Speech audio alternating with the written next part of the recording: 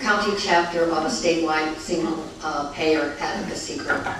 But I'm going to talk about the national issues first. I won't repeat what has been said about the disappointment about President Obama at this point in his administration. I have lots of concerns, as do many of you, I understand.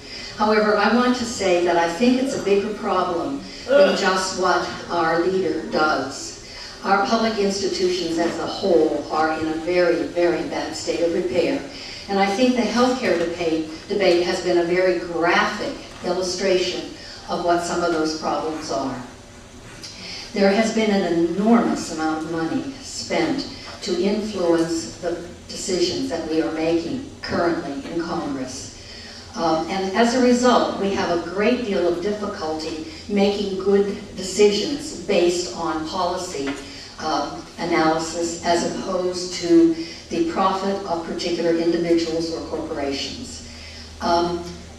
Before President Obama was elected, during his campaign, he put forward a plan for healthcare reform. And he put forth what is known as a public-private system, meaning that the private insurance industry would still be in control of much of our healthcare industry, but we would also have what is known as a public option. When he did that, he made a decision not to examine the full range of possible policy options for reform of our healthcare system.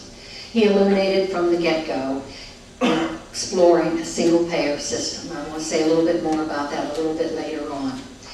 But because he started in what might be called the middle and has been forced to negotiate, as has members of Congress, we at this point have moved way, way to the right and have a very, very weak healthcare reform coming forward.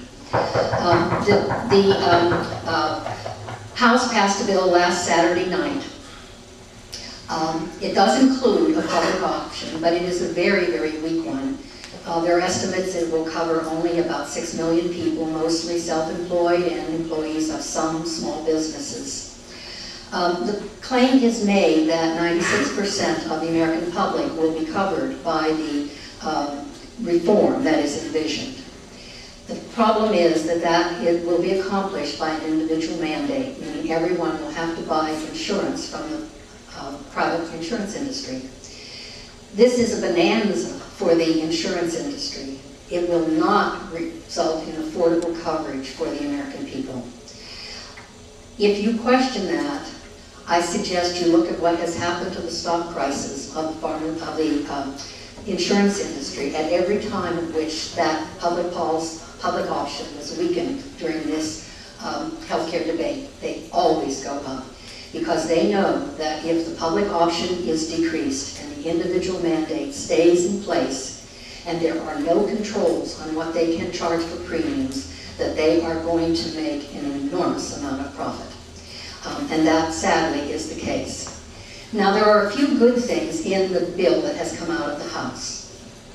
There is some private insurance industry regulation. There, in the future, will not be the opportunity to exclude people for pre-existing conditions. There will not be allowed to rescind policies once they are in effect and someone becomes ill. There will be caps on lifetime and annual. There will not be caps on lifetime and annual benefits. There will be an expansion of Medicaid to 150% of poverty. There will be subsidies for people up to 400% of poverty. If you want to get the real details about what's in that bill, I suggest you go to the website kff.org, Kaiser Family Foundation. They have a very accessible, but very detailed and very wonkish analysis of what's in that bill. The thing you have to remember, however, is that we haven't seen the bottom line on this reform. The Senate has to put their two bills together, and then the House and Senate will have to go into reconciliation conference on the two, come together to make one bill, and then it will be voted either up or down in each House without additional amendments. So what will happen going forward, undoubtedly, is that the bill will be weakened even further than it already has been.